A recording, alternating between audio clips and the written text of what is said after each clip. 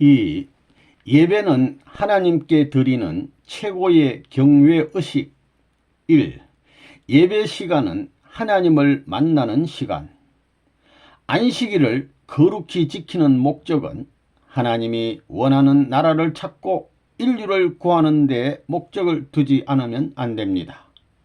기독교가 안식일을 지켜온 것은 이날을 거룩히 지킴으로 나 자신이 성화돼 가지고 나 자신을 생각하는, 즉 구원의 목적을 가중시키는 데 주력하기 위해서였습니다. 우리가 안식일을 지키는 목적은 나의 구원의 길을 촉진시키는 것도 있겠지만 더 나아가서 전체를 구원하고 앞으로 하나님 섭리의 나라와 세계를 구하기 위한 목적을 가중시키는 것입니다. 이것이 보다 책임 높은 하나님의 소원인 것을 알아야 합니다. 예배 드리는 시간은 제사를 드리는 시간입니다. 자기 과거를 하나님께 속죄해야 합니다. 그로 예배 시간은 자유가 없는 시간입니다. 예배 시간은 밀려오는 사탄의 어떤 고난도 막아내고 아버지 앞에 승리의 영광을 돌려드리겠다고 약속하는 시간입니다. 예배 드리는 그 시간은 원수와 일격전을 하는 것보다 더 심각한 자리입니다. 예배 시간에 일찍 온 만큼의 시간은 하나님을 위해 바친 시간이기 때문에 천금 만금을 주고도 살 수 없는 가치가 있습니다. 예배 시간만큼은 하나님께 바치는 시간이기 때문에 그 시간에 늦게 나온다는 것은 하나님을 도둑질하는 것이 됩니다. 예배는 제 시간에 나와서 드려야 합니다.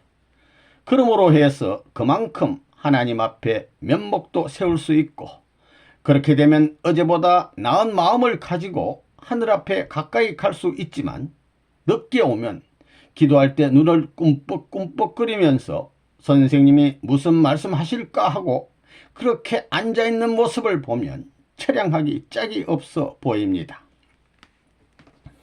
하나님을 찾아 나가 모시는 자리에 예복을 안 입고 참석할 수 있습니까? 겉모양의 예복이 아닙니다. 심정의 예복입니다. 이렇게 모인 여러분들의 그 마음에서 말씀과 더불어 찬송과 더불어 감격된 심정이 흘러나온다면 하늘은 여러분들을 통해 역사하십니다.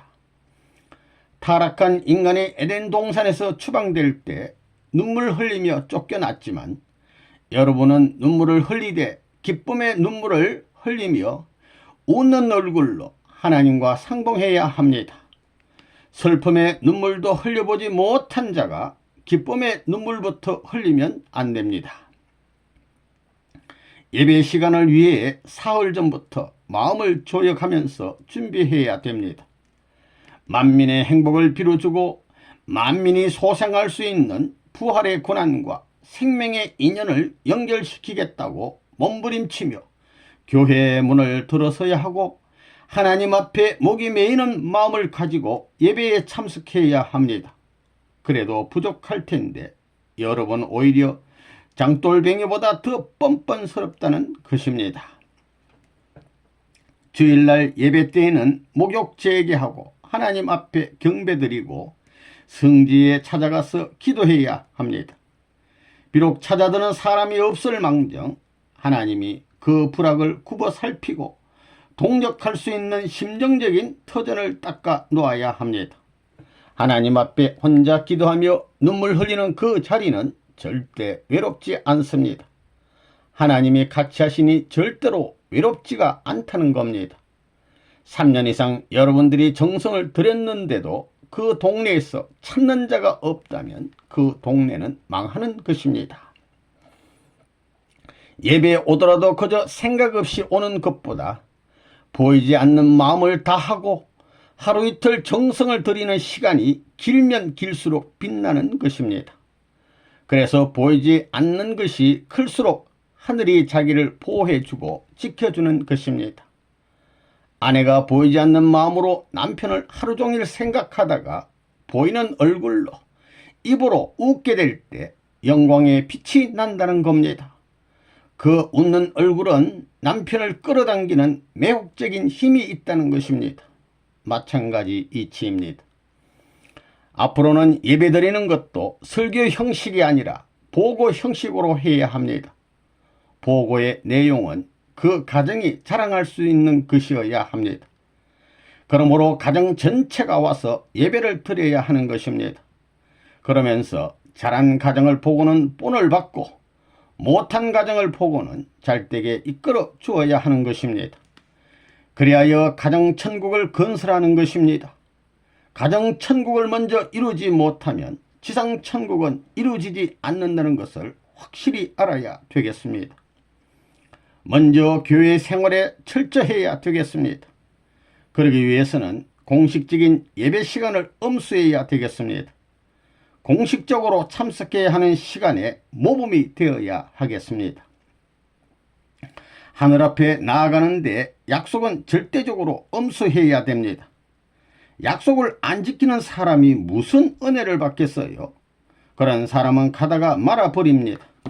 앞으로 선생님은 여러분들이 움직이는 대로 지도하겠습니다.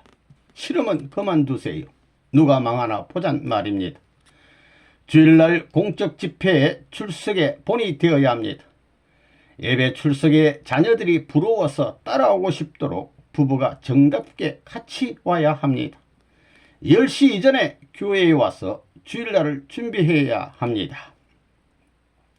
예배 시간은 사탄과 싸움하는 때입니다. 단독 결판하는 때인 것입니다. 그런데 잠을 자서 되겠어요? 그런 자가 있으면 흔들어 깨워야 합니다. 사탄아 물러가라 하고 예수님이 베드로에게 말하셨듯이 옆구리에 한 방 때려 넣어라. 그것이 사랑인 것입니다. 선생님은 예배 때 자는 자가 있으면 그냥 두지 않습니다. 정성 들여야 할 사람들이 예배 시간에 늦게 오면 되겠어요?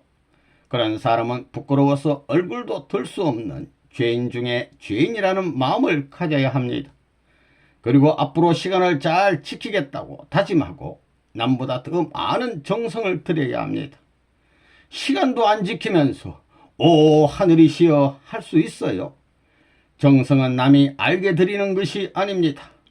교회에 와서 정성을 드리려면 차를 타고 올 것이 아니라 걸어와야 합니다. 여기 와서 기도할 것이 아니라 기도를 하고 와서 더 간절한 기도를 해야 됩니다. 정성은 이렇게 드리는 것입니다. 하늘은 간절히 사모하고 애쓰는 사람을 대해 주십니다. 아무나 막 찾아가서 대해 주시는 하늘이 아닙니다. 그렇기 때문에 시간만은 절대로 엄수해야 합니다. 앞으로 시간을 어기면 앞에 세워놓고 창피를 줄 겁니다. 원래는 예배 시간이 넘으면 문을 잠가 버려야 됩니다.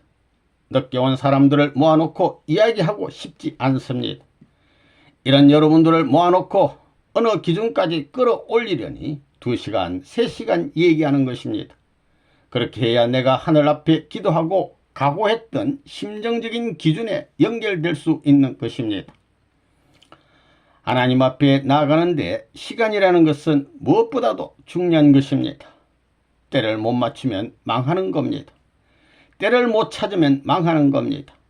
하나님은 지극히 성별된 환경을 요구하고 성별된 마음을 요구하는데 시간도 못 지켜가지고 뒷꽁무니에서 찬송을 부르고 있습니다. 하늘은 그런 찬송 원치 않으십니다. 공식적인 예배 시간은 잘 지켜야 한다는 겁니다. 그러면 틀림없이 발전합니다. 2.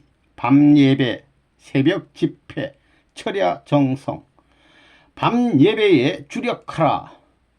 토요일 밤엔 교회에서 철야를 해야 한다. 앞으로 집회는 밤에 많이 할 것입니다. 어둠의 세계를 헤쳐나가야 하기 때문입니다. 그런 일을 하기 위해선 간절한 심정을 가져야 합니다. 밤 예배는 전도를 해 가지고 와야 합니다. 그렇지 않으면 교회에 위신이 안 섭니다. 예배 시간에는 인도자보다 먼저 와 있어야 합니다. 남 잘 때 실컷 자고 먹을 것 다 먹고 편안히 와 앉아가지고 예배 보면 좋을 텐데 왜 새벽같이 예배 봐? 왜 새벽같이 예배 보겠어요? 남과 달라야 된다 이겁니다. 어떤 종교 집단이나 신앙자들과 같아서는 안 됩니다. 달라야 됩니다. 내가 새벽 3시에 모아놓고 1년이고 몇 년이고 전통을 세워 잠을 재우지 않을 것입니다. 사람은 나태해지면 안 됩니다. 편안해지면 안 되는 것입니다. 편안한 세계에서는 발전이 없는 것입니다. 그렇기 때문에 어느 국가든지 새로운 부흥이 벌어져 거기에 자만하고 도취하게 되면 망하는 것입니다. 낮에는 일해야 되기 때문에 종교 일은 밤에 해야 됩니다. 밤이 효과적입니다. 그리고 새벽에 가르쳐 줘도 효과적입니다. 그래서 한번 왔던 사람이 안 올 수 없어서 집에서 도망을 해 올 수 있게끔 만들어야 된다는 것입니다. 여러분들 자신이 그렇게 되어야 됩니다. 동기가 없는데 결과가 있어요. 지금까지 그렇게 안 했으면 보다 더 열심히 하고 더 잘 하라는 것입니다. 다른 방법을 연구해서라도 하라는 겁니다. 12시가 넘어 첫 닭이 우는 소리를 들을 때까지 말씀을 전해보라는 것입니다. 얼마나 신비스러운가. 조용하고 고요한 밤에 동네 개들이 짖는 소리를 들어가면서 말씀을 전해보라는 것입니다. 마치 광명한 햇빛을 찾아 새로운 인생길을 타개하고 가는 것과 같고 등대빛을 찾아 새로이 항해하는 선장과 같은 기분을 느끼게 된다는 겁니다. 주위가 온통 신비로 꽉 찬 세계를 혼자 가는 듯한 용감한 모습, 씩씩한 모습, 장엄한 모습을 느끼게 될 것입니다. 이러한 심정적인 유대를 가지려면 밤 시간을 중심 삼고 지도하라는 것입니다. 밤이나 새벽에 이런 활동을 전개할 필요가 있습니다. 밤, 깊은 밤은 신비성이 강합니다. 그렇기 때문에 부흥회를 할 때 낮에 부흥회를 하는 것보다 밤에 부흥회하는 것이 더 은혜롭습니다. 왜 그러냐 하면 낮에는 우리의 모든 감정이 분산되기 때문입니다. 시청각은 오감으로 느낄 수 있는 모든 감각이 전부 분산되기 쉽습니다. 그러나 밤은 그렇지 않고 오히려 집중됩니다. 모든 것이 나를 포위해 나를 두드러지게 하고 그런 끝내 내가 자동적으로 서기 때문에 밤에는 하나님과 더불어 은혜 역사를 하기 쉽습니다. 하나님께서도 역사를 잘 해줄 수 있다는 것입니다.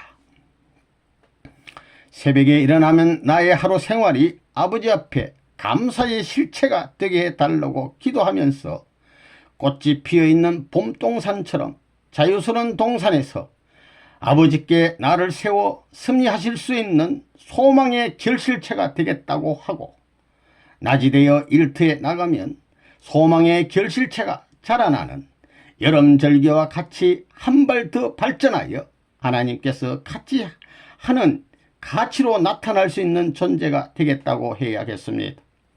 또 저녁이면 모든 전체를 집약시켜 한 해의 결심을 아버지 앞에 바칠 수 있는 가을 절기와 같은 때이기 때문에 재물 될 수 있는 자리에 서겠다고 하고 겨울 절기에 해당하는 밤이면 생명력을 지녀서 하나님과 내재적인 부자의 기운을 맺어 모든 가치를 받아들일 수 있는 자신이 되겠다고 해야 합니다.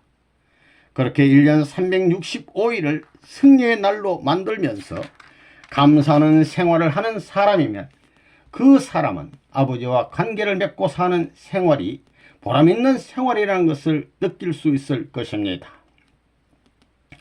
여러분이 시간은 가는 줄 모르고 있는 것은 하나님의 사랑에 취해 있기 때문입니다. 그래서 초창기에는 밤새워 말씀을 듣고 말씀하는 것이 일수였습니다. 잠자는 시간을 계산해 가지고 오늘은 못 잤으니 내일은 더 많이 자야지 하면 안 됩니다. 여러분은 그러지요. 주일 아침은 금식이니 토요일 밤에 밥을 더 많이 먹자 그렇게 하는 금식은 하나마나입니다. 오히려 금식을 안 하는 게 낫다는 것입니다. 금식을 한다고 전날 밥을 많이 먹게 되면 배가 더 고프다는 것입니다. 그렇게 먹어 위를 늘렸다가 벼랑간 확 비우게 되니 배가 더 고프지 별 수 있어요.